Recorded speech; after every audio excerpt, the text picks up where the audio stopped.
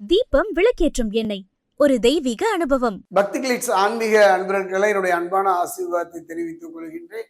அது மட்டும் கிடையாது, பக்தி கிளிட்ஸை பொறுத்த வரைக்கும் ஒவ்வொரு மாதமும் சோடி பிரசனம் பார்த்து வருகிறேன். அந்த வகையில பார்க்கும்போது இந்த ஆணி மாதம் எவ்வாறு இருக்கும் கடகராசிக்கு என்பதை பார்க்க போகின்றோம். அதே நேரம் கடகத்தை பொறுத்த வரைக்கும் ஒரு நல்ல ஒரு நிகழ்வை நான் சொல்லித்தான் சோடி பிரசனம் பார்ப்பதற்கு முன் சொல்ல வேண்டும். காரணம், கடகராசியை பொறுத்த வரைக்கும் மிதுனத்தில் இருந்த குரு பகவான் கடகம் வந்திருக்கின்றார் குரு பயிற்சியில். அதோடு 8ஆம் தேதி பார்த்தீங்கன்னா கலத்தக்காரன் என்று சொல்லக்கூடிய சுக்கிரனும் அங்கிருக்கிற 2 குரு ஒரே இடத்திலே இருக்கின்ற ஒரு நல்ல மாற்றத்தை தரக்கூடிய ஒரு காலகட்டம்.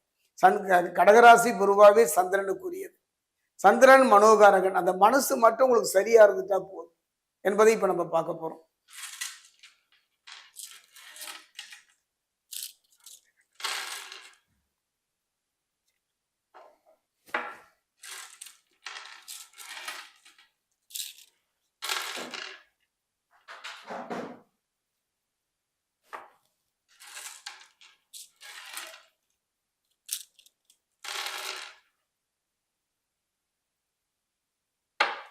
இந்த மாதத்தை பொறுத்த வரைக்கும் ஆடி மாதம் ஒரு நல்ல மாற்றத்தை தருமானா, கிரகங்கள் அற்புதமான நிலையை தருகின்றன. கிரகங்களுடைய விபரீத விளையாட்டுன்னு சொல்லுவாங்க. கிரகங்களை பொறுத்த வரைக்கும் ஒரு 3 சொல்லுவாங்க. கிரகங்கள் சாதகமாக இருக்கின்றன, கிரகங்கள் சாதகமற்று இருக்கின்றன, கிரகங்களினுடைய விபரீத விளையாட்டு. அதை சோடி பிரசனத்தின் மூலமாகத்தான் கண்டுபிடிக்க முடியும். அந்த வகையில ஜென்ம குரு உச்சம், குரு பகவான் உச்சம் பெறுகின்ற ஒரு அருமையான ஒரு காலகட்டம் இந்த காலகட்டம். கடகராசியை பொறுத்த வரைக்கும் குரு பகவான் உச்சம் பெறுகின்றார். உச்சம் பெறுகின்ற இடத்துல தானே 2 பேர் வராங்க. அதாவது தேவகுரு இருக்குகின்ற இடத்துல அசுரகுரு வருகின்ற ஒரு அருமையான ஒரு சந்தர்ப்பம். 2 குருவும் ஒரு இடத்தில் இருப்பது என்பதெல்லாம் பாத்தீங்கன்னா அவருடைய நல்ல தசாபுத்தி நடந்து விட்டால் போதும். பொன் வைக்கும் இடத்தில் பூ வைக்கின்ற நிலையைத்தான் உங்களுக்கு தரும். தொட்டது துலங்கும். அதே நேரத்துல பாத்தீங்கன்னா முயற்சிகள், இதுவரை நீங்க எடுத்த முயற்சிகளை, தடைகளையும் பிரச்சனைகளையும் தொடர் கதையாக சந்தித்து வந்த உங்க வாழ்க்கையில முயற்சிகள் வெற்றி பெறுகின்ற அருமையான சம்பதியம். அதே நேரம் கணவன் மனைவி உறவு, அதாவது தம்பதிகளுக்குள் இருந்து வந்த கருத்து வேறுபாடு எல்லாம் படிப்படியாக குறைந்து மறைந்து நல்ல ஒற்றுமையிலும் ஒருவர் புரிந்து கொள்கின்ற ஒரு தன்மையும் ஏற்படும். கணவன் மனைவி உறவு மட்டுமல்ல, திருமணம் என்று சொல்வார். ஒரு மனிதனுடைய வாழ்க்கையில எப்ப முழுமை பெறுகின்றன என்றால் திருமணம் தானே. அது காதல் திருமணமோ, பெரியவங்க பார்த்து வைத்த திருமணமோ, எதுவாக இருந்தாலும் அதில் நிலவி வந்த கருத்து வேறுபாடுகள் மறைந்து அந்த திருமணம் எளிதில கைகூடும். அதற்கான கிரகங்களுடைய சந்தர்ப்பம் தான் இந்த தேவகுருவும் அசுரகுருவும் கடகத்திலே இருப்பது. அதே நேரம் ஜென்மராசியில குரு அஷ்டமஸ்தானத்துல ராகு அமர்ந்து இருப்பதனால கொஞ்சம் உடல் நலத்துல மட்டும், ஆரோக்கியத்துல மட்டும் கவனமா இருங்க. வண்டி வாகனம் ஓட்டும் பொழுது கவனமாக இருந்து விட்டாலே போதும்.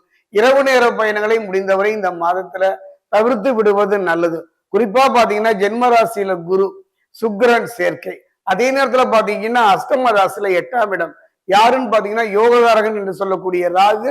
பாக்கியஸ்தானத்துல பொறுத்த வரைக்கும் சனியை பொறுத்த வரைக்கும் பாக்கியஸ்தானத்துல இருப்பது அவ்வளவு சிறப்பாக இல்லை என்றே சோடி பிரசனம் சொல்கின்றது. மனதுல ஒரு விரக்தி, எதிலும் ஒரு அலட்சிய தன்மை ஏற்படும்.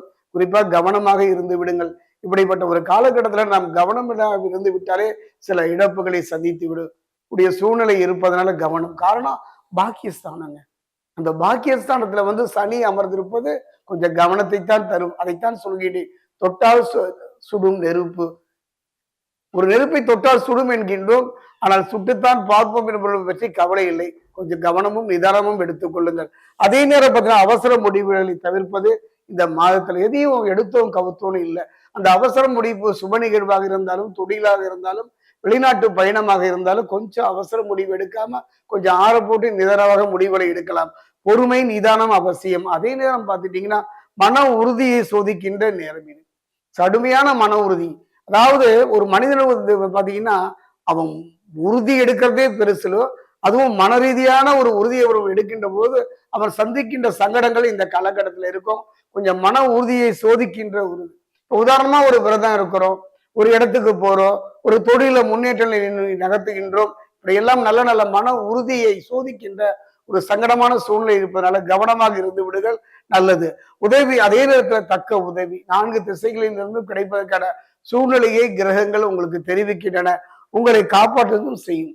அதாவது புரிந்து கொண்டுள்ள காரகத்தன்மை உடையவன், இரத்த காரகன், அரசு துறையில ஒரு உயர்ந்த இடத்தில் உட்கார வைக்கின்றவன் என்று சொல்லக்கூடிய செவ்வாய் சூரியன் இரு கிரகங்களின் ஆதிக்கத்துல தான் தொழில் உள்ளது இல்லையா? அந்த 2 கிரகங்களுமே உங்களுக்கு சாதகமா இருப்பதனால தொட்டது துலகும். அரசு துறையில வேலை செய்பவர்கள் கவனமாக இருந்து விடுங்கள். ஊதிய உயர்வோடு கூடிய ஒரு நல்ல இடமாற்றம் ஏற்படுவதற்கான நல்ல சூழ்நிலை கிரகங்கள் அமைத்து தருகின்றது தான் இந்த ஆனி மாதத்துல. அதே நேரத்துல பாத்தீங்கன்னா களத்திரக்காரர்கள் சுக்கிரனுக்கும் அதில் ஓரளவு அதிகாரம் உள்ளதுங்க. சுக்கிரனை நாம் சாதகமா இட வேண்டாம். பாருங்க, இந்த காலகட்டத்துல செவ்வாய் மட்டுமல்ல, குரு மட்டுமல்ல, களத்திரக்காரர்கள் சுக்கிரன் மட்டுமல்ல, ஆக கிட்டத்தட்ட ஒரு 3 கிரகங்கள் அற்புதமான யோக பலனை தரக்கூடிய ஒரு காலம் இது. பயன்படுத்துகின்ற சூழ்நிலை நமக்குத்தான் அமைய வேண்டும். நல்ல தசாபக்தியும் இறையருளும் குருவருளும் இருக்குமானால் கடந்த கால இழப்புகளை ஈடு செய்கின்ற ஒரு மாதமாக இந்த ஆனி மாதம் கடகராசிக்கு அமையும். கிரகங்கள் அனைத்தும் சுபமலை பெற்று சஞ்சரிக்கின்ற ஒரு பொன்னான நாளும் காலமும் உங்களுக்கு நீண்ட நாட்களுக்கு பிறகு அமைகின்றது. கவனமாக கையாண்டு விட்டாலே போதும். தெய்வ பலம். என்னுடைய அனுபவத்துல கடகராசிக்கு இந்த ஆனி மாதத்துல அரளிப்பூ அல்லது ஒரு 51 எலுமிச்சம்பழம் கோர்த்த மாலைகளை அருகில் உள்ள பைரவர் ஆலயம், முடிந்தால் திருத்தணி செல்லுங்கள், முருகனை வழிபாடு கொள்ளுங்கள். அந்த முருகனை வழிபாடு செய்துட்டு பக்கத்துல பாதசனீஸ்வரர் ஆலயம், அந்த ஆலயத்திலே சரபேஸ்வரர் என்று சொல்லக்கூடிய அற்புதமான ஒரு வடிவங்க. இந்த வடிவத்தை நான் பார்த்ததே இல்லை.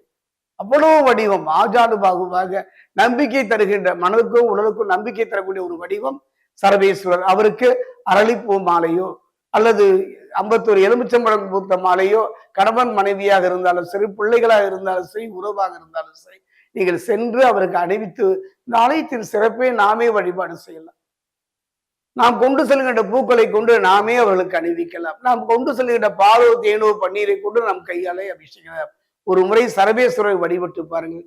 இந்த மாதம் ஒரு அற்புதமான ஒரு மாதமாக, நிம்மதியை தருகின்ற மாதமாக, இழந்ததை திரும்ப பெறுகின்ற ஒரு மாதமாக கடகராசிக்கு அமையும்.